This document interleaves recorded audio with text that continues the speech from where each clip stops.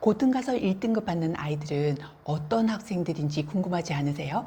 유튜브에서 종종 말하는 실컷 놀다가 고등 가서 잘했다는 이런 비현실적인 말을 안 들으셨으면 좋겠어요. 입시를 다 치러본 어머니들은 하나같이 안녕하세요. 드림맘입니다. 이번 시간에는 고등학교 가서 1등급 받는 아이들은 어떤 학생인지, 또 부모님과 학생들은 어떻게 대비를 했는지 말씀을 드리려고 해요. 이제 고등 가서 상위권 하는 아이들은 대부분 초등학교 때부터 부모님들의 관리를 잘 받으면서 체계적으로 공부한 아이들이 많아요. 그러니까 공부도 근육이라는 거죠. 이제 한번 생각해 보세요. 어릴 때부터 유소년 축구단에서 체계적으로 훈련받은 선수가 청소년 대표가 되고 국가대표가 될 확률이 높을까요? 아니면 초등 때 공 한 번 안 차다가 중고등학교 때 가서 갑자기 축구를 시작한 아이가 국가대표가 될 확률이 높을까요? 너무나 자명한 일이죠. 당연한 이치인데요. 이제 공부도 마찬가지예요. 그러니까 초등 때부터 차근차근 공부 습관을 들이고 공부량을 늘려온 아이들이 공부 머리와 뇌의 공부 근육이 자연스럽게 발달을 하는 거죠. 그런데 초등 때는 실컷 놀고 여행 다니다가 고등 가서 또 중고등학교 가서 공부하면 된다. 이런 거는요, 현실은 아이들 대부분이 고등학교 첫 시험을 치르면서 그때서야 깨닫게 되는 거예요. 아, 인서울도 힘들겠구나. 그리고 그때 가서 아이도 부모님도 피눈물을 흘리는 거죠. 이제 중고등 때 뒤집었던 아이들의 그런 진실은 어떤 걸까요? 이제 물론 이렇게 반문하시는 분들도 계실 거예요. 그러니까 TV나 유튜브에서 뭐 중고등 때 정신 차리고 공부해서 의대 가고 명문대 간 친구들 있던데요? 라고 말이죠. 근데 맞아요. 아주 드물게 있죠. 하지만 그 아이들의 속사정을 들여다보면 이유가 있답니다. 그러니까 이해를 돕기 위해서 예를 들면 체대를 준비하다가 이제 부상으로 운동을 그만두게 된 친구가 있었어요. 하지만 이 친구는 운동으로 다져진 그 엄청난 도끼와 남들보다 월등한 체력이 있었던 거죠.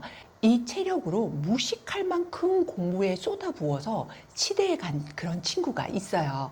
또 다른 케이스는 초등 때 공부는 그렇게 하지 않았지만 독서량이 엄청나서 문해력이 이미 완성되어 있었던 아이였죠. 네, 중학교 들어가서 동기부여가 딱 되니까 그냥 공부가 미친 듯이 공부를 하고 흡수도 빨리 되면서 당연히 명문대를 가게 된 거예요. 하지만 이런 기적이 우리 아이에게 일어날 확률이 과연 얼마나 될까요?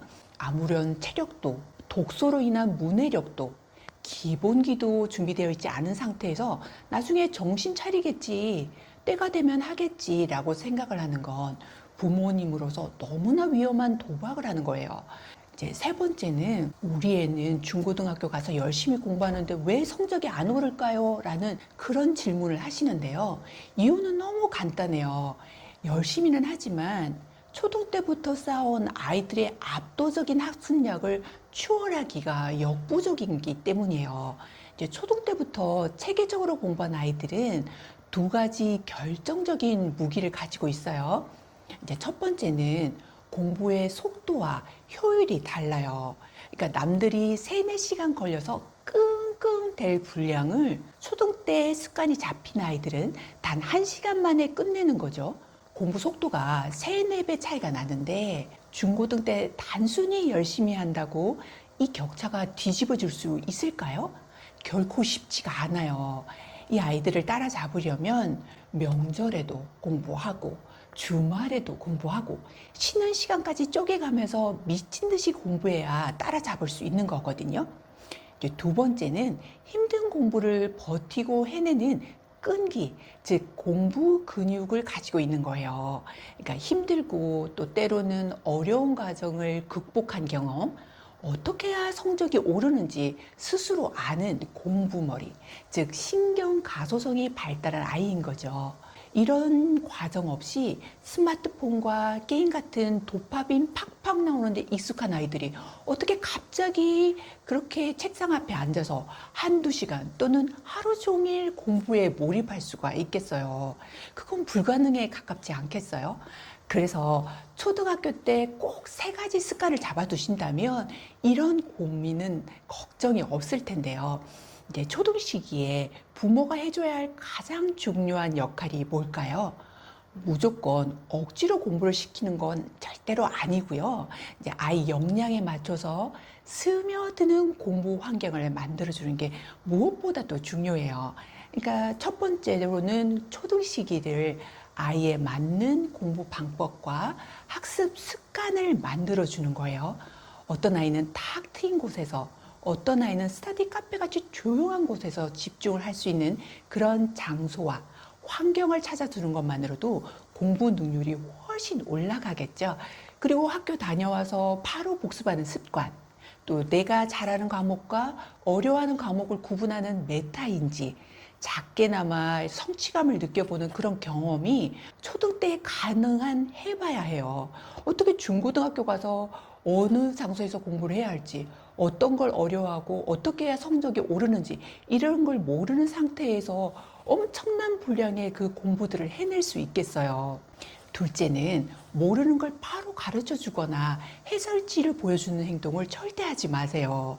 이렇게 하게 되면 이제 쉬운 것만 하고 조금만 어렵거나 막혀도 답안지를 보고 즉각적으로 해결을 하려는 그런 나쁜 습관이 들게 되면 고등 가서 난이도 높은 수학은 절대로 따라잡을 수가 없고 또 수포자가 되는 지름길이 되는 거예요. 그러니까 초등 때부터 어려운 문제를 끝까지 고민하면서 풀어보는 그런 끈기를 길러주시는 게 정말 필요해요. 이제 마지막으로 세 번째는 독서와 주요 과목의 뼈대를 만들어 주세요. 이제 재미있고 쉬운 것만 쫓다가 보면 나중에는 10분도 진득하게 못 견디고 총체적인 난국이 오거든요.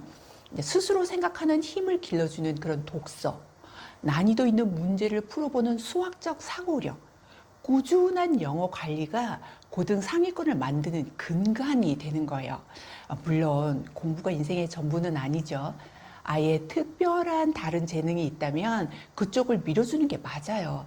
하지만 그래도 우리 아이 공부 좀 시켜보아서 인서울 이상 또 좋은 대학 보내고 싶다 하신다면 오늘부터 정신 바짝 차리셔야 해요. 이제 나중에 다 때가 되면 하겠지 하고 방치했다가 중고등학교 가면 순위가 매겨지고 또 성적이 이제 막 나오면서 그때부터 부모님은 부모님대로 잔소리하고 아이는 자존감이 급격히 떨어지면서 심각한 가정 불화로 이어지는 거죠. 이제 재수, 삼수까지 가면서 결국 부모 자식 관계가 망가지는 그런 경우도 정말 많이 봤고요. 그러니까 아이를 망치는 가장 무서운 착각, 초등 때 그냥 놀아도 된다에 속지 마세요. 오늘부터 아이가 스스로 집중할 수 있는 환경을 만들어주고 차근차근 공부의 근육을 길러주세요. 그 작은 차이가 고등 가서 1등급이라는 희망찬 결과를 가져다 줄 테니까요. 오늘 영상이 도움이 되셨기를 바라고 우리 아이 공부 습관에 대해서 고민이 있으시면 언제든 댓글을 남겨주세요. 이제 드림맘이 여러분의 교육 길라잡이가 되어 드릴게요. 오늘도 승리하는 하루 되세요. 감사합니다.